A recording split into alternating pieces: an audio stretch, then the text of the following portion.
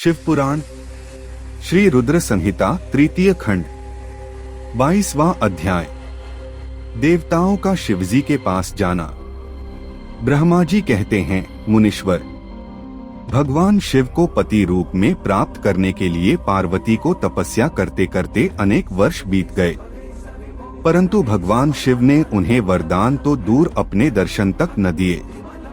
तब पार्वती के पिता हिमाचल, उनकी माता मैना और मेरु एवं मंदराचल ने आकर पार्वती को बहुत समझाया तथा उनसे वापस घर लौट चलने का अनुरोध किया। तब उन सब की बात सुनकर देवी पार्वती ने विनम्रता पूर्वक कहा, हे पिताजी और माताजी, क्या आप लोगों ने मेरे द्वारा की गई प्रतिज्ञा को भुला दिया है?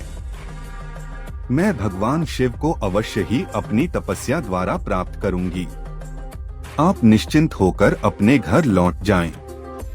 इसी स्थान पर महादेव जी ने क्रोधित होकर कामदेव को भस्म कर दिया था और वनों को अपनी क्रोधाग्नि में भस्म कर दिया था। उन त्रिलोकीनाथ भगवान शंकर को मैं अपनी तपस्या द्वारा यहाँ बुलाऊंगी। आप सभी यह जानते हैं कि भक्त वत्सल भगवान शिव को केवल भक्ति से ही वश में किया जा सकता है। अपने पिता, माता और भाइयों से ये वचन कहकर देवी पार्वती चुप हो गईं। उन्हें समझाने आए उनके सभी परिजन उनकी प्रशंसा करते हुए वापस अपने घर लौट गए। अपने माता पिता के लौटने के पश्चात देवी पार्वती दुगुने उत्साह के साथ पुनः तपस्या करने में लीन हो गईं। उनकी अद्भुत तपस्या को देखकर सभी देवता, असुर, मनुष्य, मुनि आदि सभी चराचर प्राणियों सहित पूरा त्रिलोक संतृप्त हो उठा। देवता समझ नहीं पा रहे थे कि पूरी प्रकृति क्यों उद्विग्न और अशांत है। यह जानने के लिए इंद्र व सब देवता गुरु बृहस्पति के पास गए। तत्पश्चात वे सभी मुझ विधाता की शरण में सुमेरु पर्वत पर पहुँचे। वहां पहुंचकर उन्होंने मुझे हाथ जोड़कर प्रणाम किया तथा मेरी स्तुति की। तब वे मुझसे पूछने लगे कि प्रभु, इस जगत के संतृप्त होने का क्या कारण है?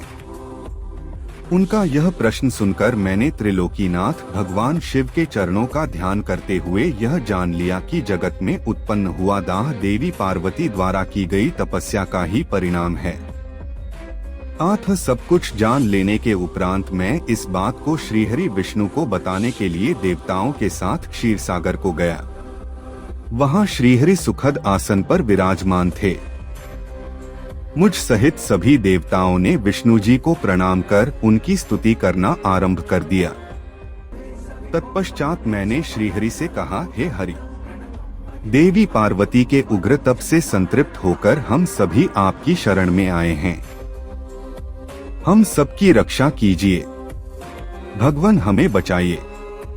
हमारी करुण पुकार सुनकर शेषशय्या पर बैठे श्रीहरि बोले, आज मैंने देवी पार्वती की इस घोर तपस्या का रहस्य जान लिया है, परंतु उनकी इच्छा को पूरा करना हमारे वश की बात नहीं है। अतः हम सब मिलकर त्रिलोकीनाथ भगवान शिव के पास चलते हैं।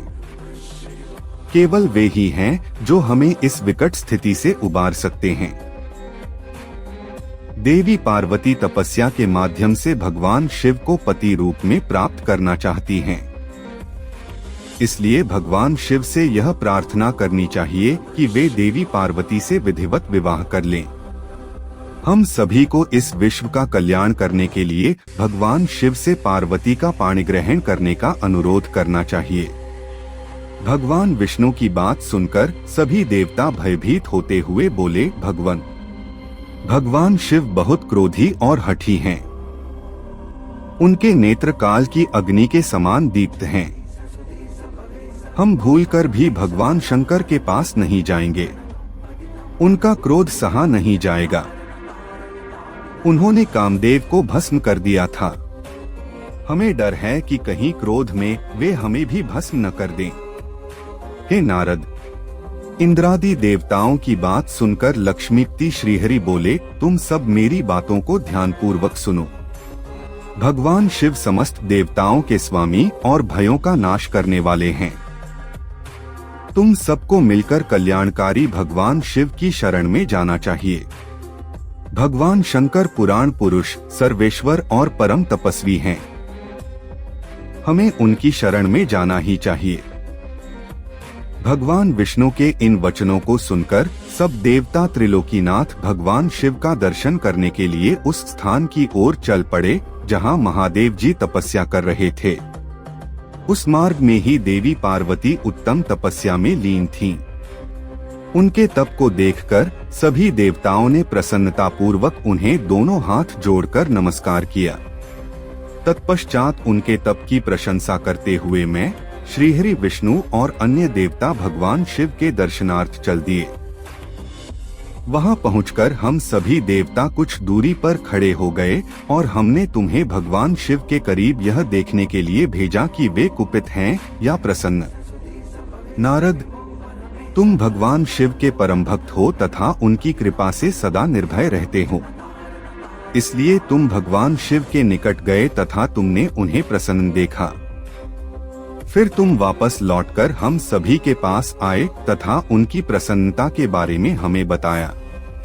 तब हम सब भगवान शिव के करीब गए। भगवान शिव सुखपूर्वक प्रसन्न मुद्रा में बैठे हुए थे। भक्तवत्सल भगवान शिव चारों ओर से अपने गणों से घिरे हुए थे और तपस्वी का रूप धारण करके योगपट पर आसीन थे। मैंने, श्रीहरि और अन्य देवताओं ने भगवान शिव शंकर को प्रणाम करके वेदों और उपनिषदों द्वारा ज्ञात विधि से उनकी स्तुति की।